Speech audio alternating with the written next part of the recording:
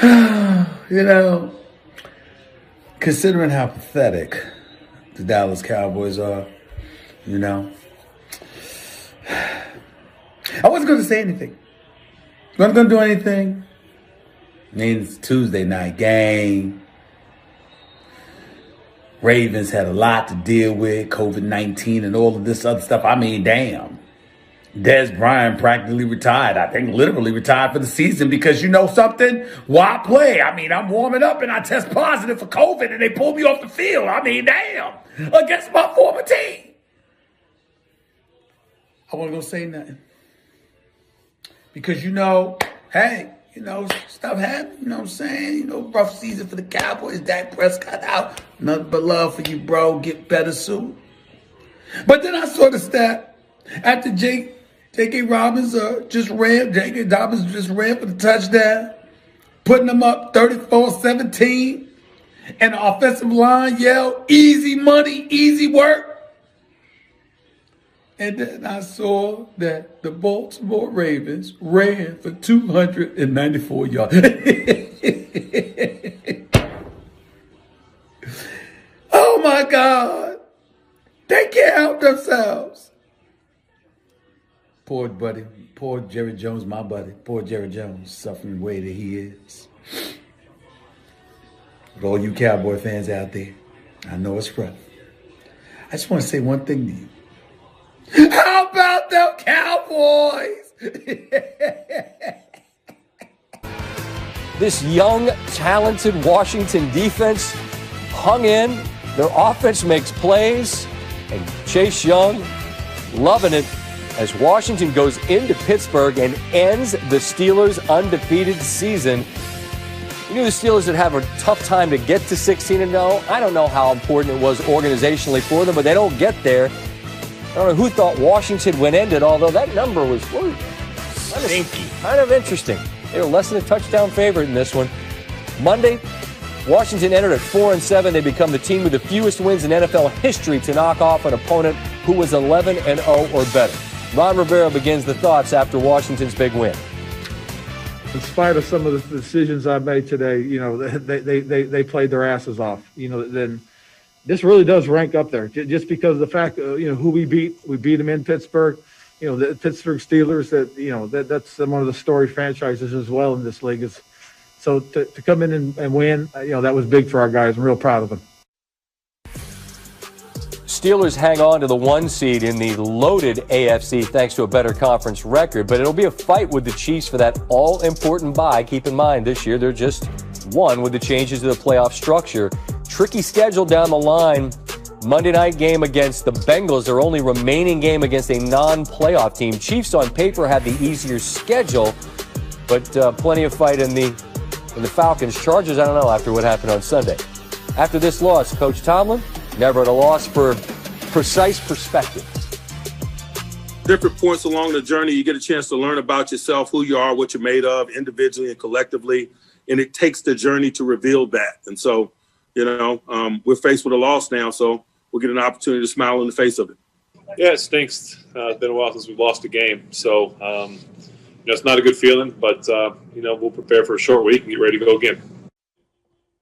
We look forward to our Monday visits with Ryan Clark, particularly with a team, two teams, I should say, actually, that you know quite a bit about, Ryan. And if we're to narrow it down to what went wrong for Pittsburgh, where would you start? You know what? It starts with what Pittsburgh can't do, which is run the ball. And it starts with how they were playing this game. And it ends with season-defining plays. And you're going to see two of them right here with the game tied 17-17. The Pittsburgh Steelers have 4th and 1. They're going to go empty backfield and split out Anthony McFarland. He's the third-string running back, but if he's out there, there's no one behind Ben Roethlisberger. Bostic is going to be running from the inside, so they feel like they have action. You're going to get a sluggo to the outside. There's going to be field in front of McFarland. Ben Roethlisberger tries to throw a back shoulder throw to a third-string running back who's not in this position, who has 5 catches on the entire season. Pittsburgh Steelers, you're 11-0. You got to make that play. Now, fast forward to the Redskins. There's 10 people in the box, so you know you have single high. He's going to hit the Taiwan route or the slot fade to Cameron Sims. Cameron Sutton actually has good coverage. Here, you're going to see both guys vision the ball, so this throw has to be perfect. Alex Smith puts it in the one place it has to be. It's a one-hand catch by Cam Sims. These are the plays that these teams had to make to win the football game. There's one team that is descending. They don't have a run game. They rely on Ben Roethlisberger, and Ben Roethlisberger does not make the play. Alex Smith, the comeback player of the year, the greatest story in football in 2020, makes the throw that he needs to make after being cleated, after cheating a little bit to get his team a field goal, but doing everything to win. These two teams are in different places, but the Pittsburgh Steelers better shore some things up because the Buffalo Bills are coming to town. Yeah, we had conversations offline, Ryan, about just the notion of identity and through the years who Pittsburgh's been. Obviously, Connor's out. Roethlisberger threw the ball 53 times this week, more than anybody else in the NFL, and they have been sliding down your power rankings of late. If you were to prioritize what troubles you most about them as we head into the most important stretch of the year, Ryan, what would that be?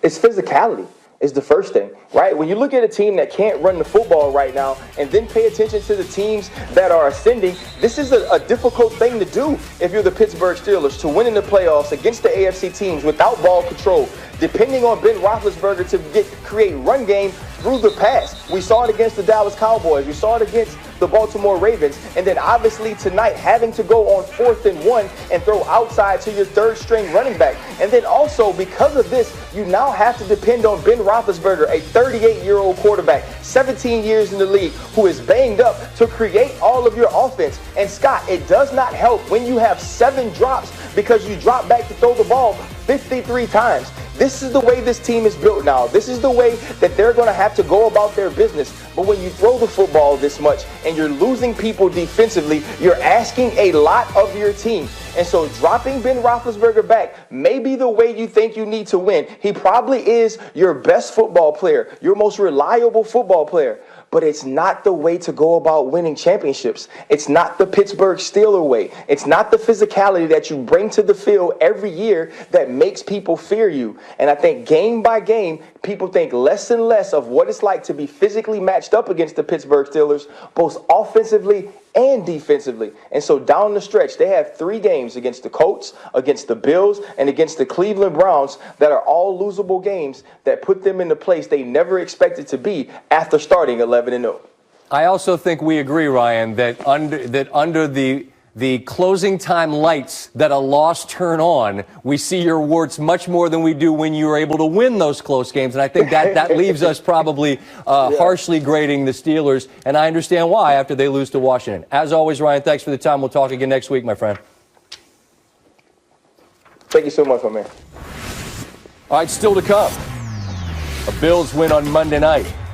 On the shoulders of their quarterback, Josh Allen, reaction from inside the booth with Reese and Riddick. Plus, welcome to Sports Center from our nation's capital. I'm Scott Van Pelt, little past 11:22, and I'm not tired yet. The Washington football team ends the Steelers' undefeated season. Alex Smith will join the show once again. Also, highlights and reaction from the Monday night clash between the Bills and the 49ers. Speaking of, we begin with the best thing I saw today.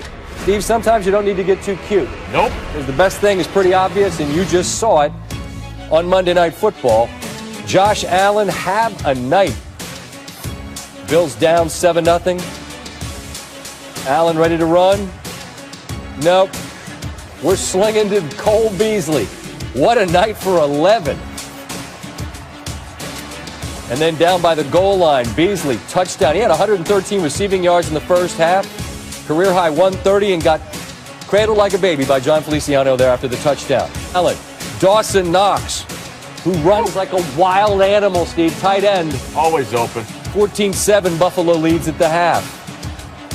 Play act, Isaiah McKenzie wide open. That's touchdown number 3. Buffalo's lead swells to 14. Fourth quarter, they're still up double figures, up 10. Allen, Gabriel Davis.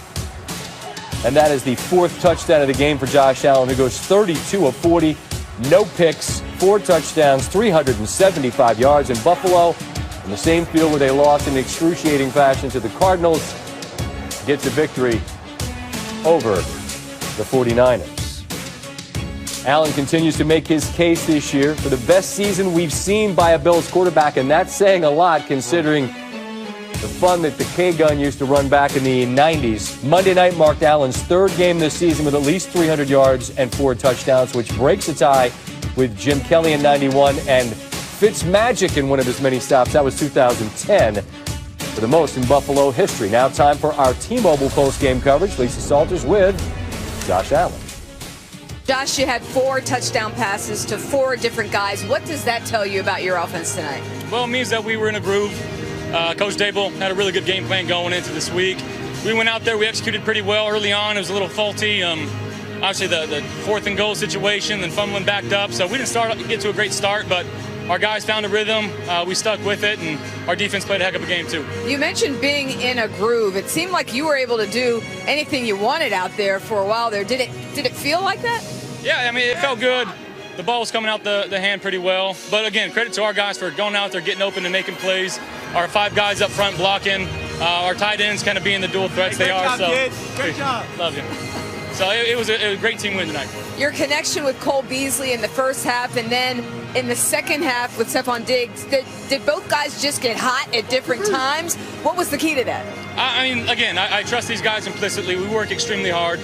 Those are 2 true professionals that go out to practice and work their tails off. You know, they don't complain, they don't ask for the ball, they just do their job, and it's fun to play quarterback when you got guys that consistently do the right thing and get open and fight for the ball for you. So love those guys. Still on top in the AFC East. Nice win tonight. Your reward, the 11-1 Steelers. Next week, it doesn't get any easier, does it? Definitely not. We'll enjoy this one tonight, figure it out, and watch the game plan, because, again, we left some stuff out there that we wish we had back, and we'll get on to Pittsburgh and, try to put together a good week and a good game plan for them. And, again, they're hot, we know that, and we got to be ready for anything. Thanks, Josh. Congratulations on the win. Get back there in the locker room so your teammates can beat you up some more. Getting harassed by his own teammates. Pittsburgh's up next. Brian Greasy and Louis Riddick will join the show a little later with their thoughts on that sublime performance from Allen. Win Monday keeps the Bills a game ahead.